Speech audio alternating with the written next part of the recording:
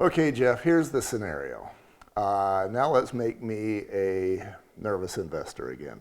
Okay. And I'm thinking that I'm going to buy a property. Let's make it one in Logan and one in Moab, because I don't really know what I want. Okay. That would be consistent with me a lot of times.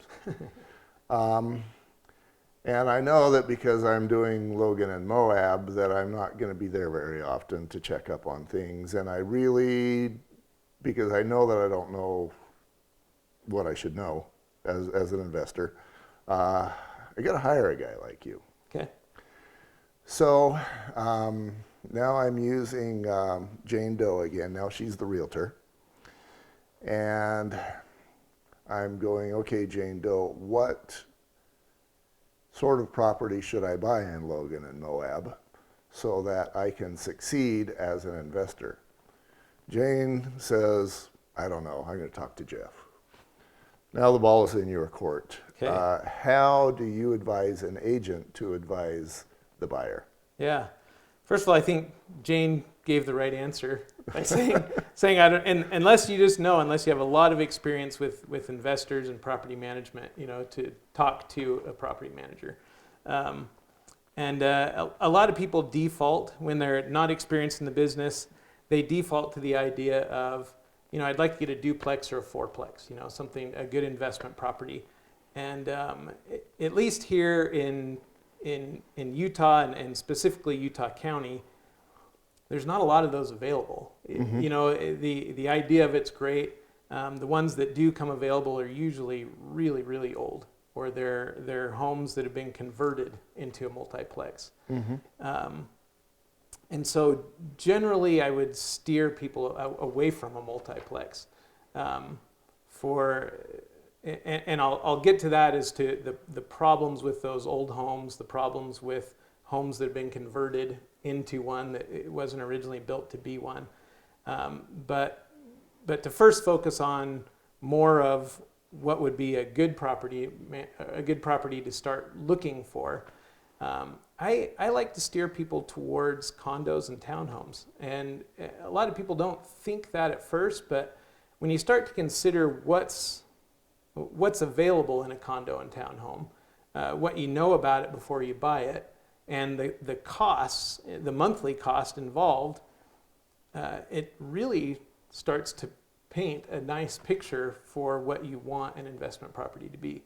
So first of all, your maintenance exposure as the property owner is a lot smaller than if you bought a home. On a condo or a townhome, you're generally not responsible for the roof. You're not responsible for the siding on the outside of the home. You're not responsible for the yard, for the bushes, for the sprinklers, for all those things that can cost sometimes thousands of dollars. You're just not responsible for them. Condos and townhomes also usually come with a clubhouse, a pool, workout room, sometimes a theater room, all these amenities that tenants really like. Uh-huh. And that can attract tenants, and your places get filled quickly. You also generally know what it's going to rent for before you even buy it, because there's 100 other ones out there. They're mm-hmm. all basically the same. They all go rent quickly. They're all renting for between $1,350 and $1,400. Whereas if you buy a house, it's a little more unique. There's a little bit more guessing. Your range of what it might rent for could be bigger. So your risk of it not renting for what you hoped for is higher. Right. Plus HOAs and condos, there's an HOA management in place. So there's even a second set of eyes on your management company, on your property, which right. is always nice. The property manager can't be there as often as the HOA is. Well, and if the renters are being difficult, boom boxes at 3 a.m. or screaming and shouting and throwing of toilets and sinks, the HOA would be far more aware of that than if it were a house. Right. And so the property owner gets informed of the situation a lot quicker than they would have otherwise, and the situation can get resolved a lot faster. And so when you put all those things together of what actually comes with a condo or an HO or a condo or a townhome in those HOA communities, your monthly fee suddenly doesn't seem so expensive. You never have to pay for the roof, sprinklers, yard, extra set of eyes and the facilities, and all that's costing you maybe $150 a month. It's to me that makes a lot of sense.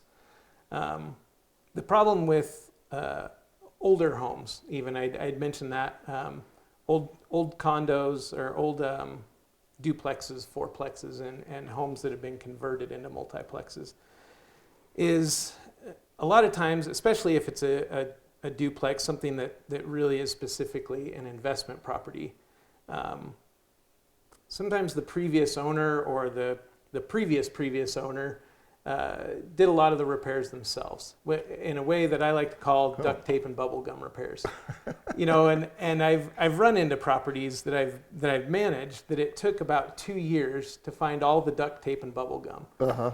And you can have your inspection done before you buy the place, and a lot of things can be found, a lot of things can be addressed beforehand, but sometimes there's stuff inside the walls.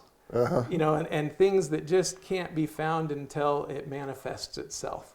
And usually at that point, you're looking at some more cost. So I'm talking myself as I'm listening to you. I'm starting to believe that if I were to want to get into the investment business, especially as the first step, I would definitely want to do condos and townhomes, and that you leave the homes for the diehards. For the guys that have been there and done that, maybe they own 50 properties.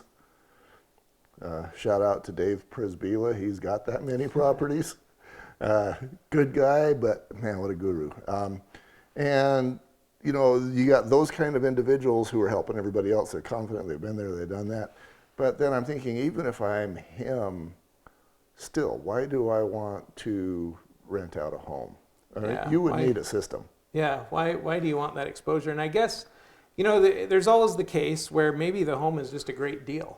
For whatever reason you want that house. Maybe, a great deal to buy it, or there's some location, or you have some reason to believe there's going to be, some great increase in its value, but I think you just need to plan for those things. Know that, a home, especially an older home, can use a lot more investing into it over the years sometimes. Yeah, I'm thinking if you've got that older home, you got the grandpa wiring, and you're going to have maybe, if it's super old, you might have the knob and tube in there, or you could have the asbestos and all that kind of nastiness, and that's just a considerably more work. Yeah. And more, as you mentioned, exposure, more risk. Yeah. And an additional expense that comes with that is sometimes the tenants get tired of it. Uh-huh. They get tired of continually needing to report maintenance issues and schedule a maintenance person to come take care of it. And so then they move. And so then your turnover rate is a lot higher too. And so, it all just kind of comes together to work against you on those older homes. Yeah. So listening to you, I'm thinking, why? Let me play devil's advocate. Under what conditions that you can think of would it be a good idea for an investor, regardless of his experience, to go with a house? I think, like I'd said, if it's for some reason that particular house is it's a great deal to buy, you expect the value to be going up. If it's a newer home, some of those expenses are many years, sometimes decades down the road. We're talking about the roof and things. And if the yard's simple, you don't want a complicated yard. If it's a simple yard, it makes it a much more appealing house to rent as an investment property. You don't want lots of trees and bushes and flower beds, and because those are things that'll just have to be taken care of. And we can tell the tenant that they're responsible for it, but a lot of them aren't gardeners. A lot of them don't know how to trim shrubbery and keep up on the trees, and that's typically not what tenants are looking for. They want something that they can live there for 1 to 3 years, and that's kind of easy for them while they have a young family and they're busy with that.